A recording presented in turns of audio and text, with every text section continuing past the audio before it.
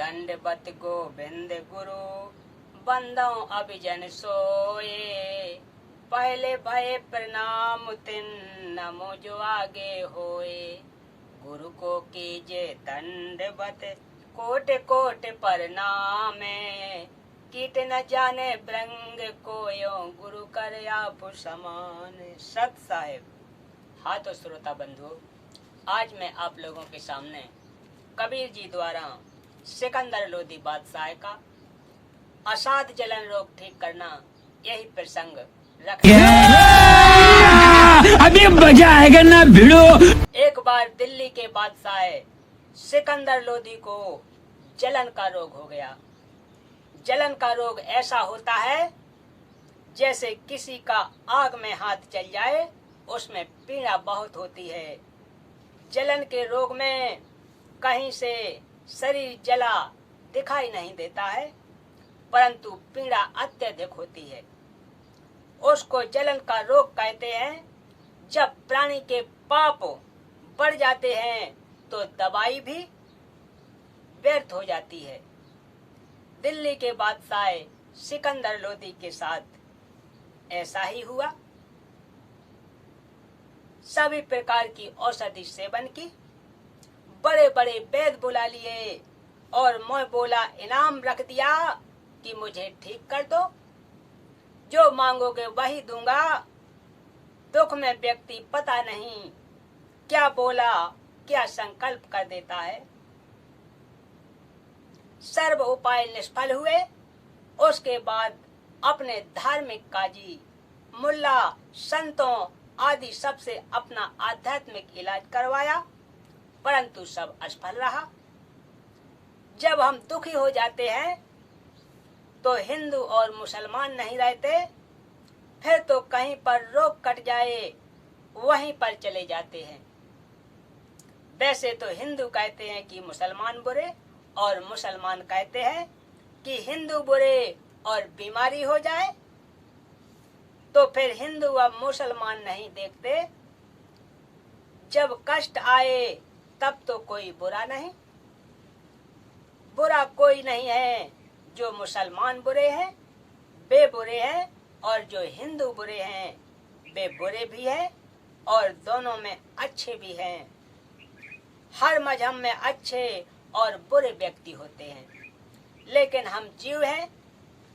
हमारी कोई जाति व्यवस्था नहीं है। हमारी जीव जाति है और हमारा धर्म मानव है, परमात्मा को पाना है।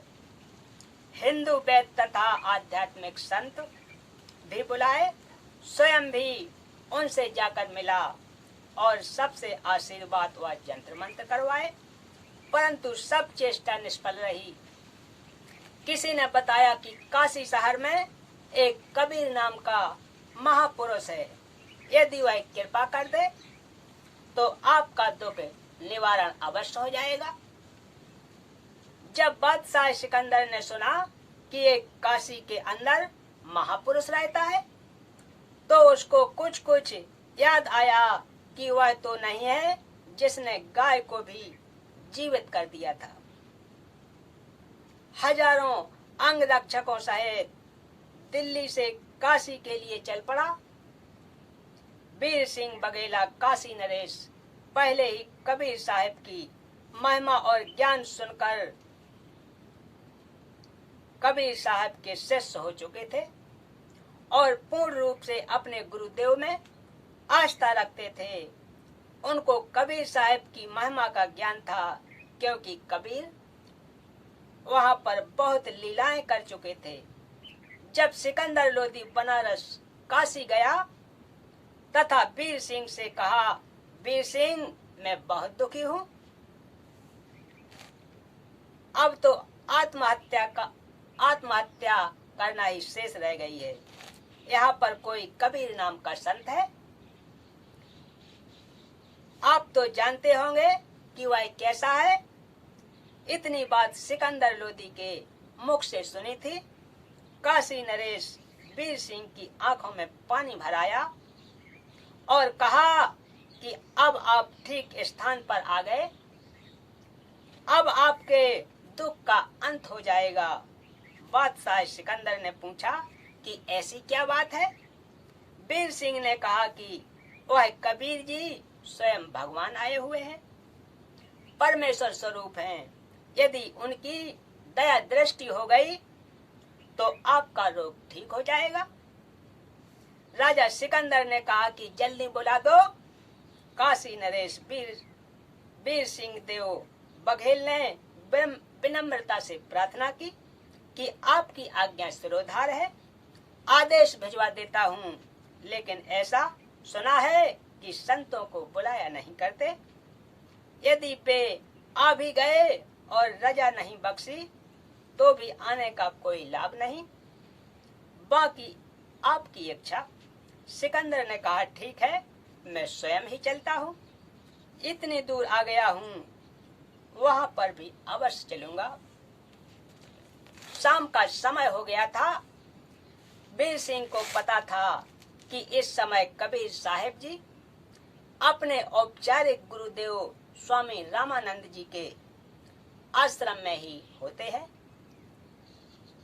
यह समय परमेश्वर कबीर जी का वहां मिलने का है। वीर सिंह बघेल, काशी नरेश तथा सिकंदर लोधी दिल्ली के बादशाह दोनों स्वामी रामानंद जी के आश्रम के सामने खड़े हो गए। वहां जाकर पता चला कि कबीर साहब अभी नहीं आए हैं, आने ही वाले हैं। वीर सिंह अंदर नहीं गए। बाहर सेवक खड़ा था, उससे ही पूछा। सिकंदर ने कहा कि कब तक आश्रम में विश्राम कर लेते हैं? राजा वीर सिंह ने स्वामी रामानंद जी के द्वारपाल सेवक से पूछा कि रामानंद जी से प्रार्थना करो कि दिल्ली के बादशाह सिकंदर लोधी आपके दर्शन भी करना चाहते हैं और कबीर साहब का इंतजार भी आपके आश्रम में ही करना चाहते हैं। सेवक ने अंदर आकर रामानंद जी को बताया कि दिल्ली के बादशाह सिकंदर लोधी आए हैं। रामानंद जी मुसलमानों से घृणा करते थे।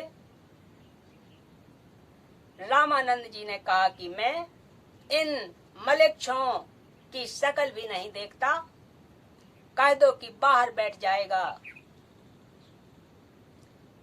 जब सिकंदर लोधी ने यह सुना तो क्रोध में भरकर, क्योंकि राजा में अहंकार बहुत होता है, और वह दिल्ली का बादशाह कहा कि यह दो कौड़ी का महात्मा दिल्ली के बादशाह का अनादर कर सकता है तो साधारण मुसलमान के साथ यह कैसा व्यवहार करता होगा, इसको सजा चखा दूं। रामानंद जी अलग आसन पर बैठे थे।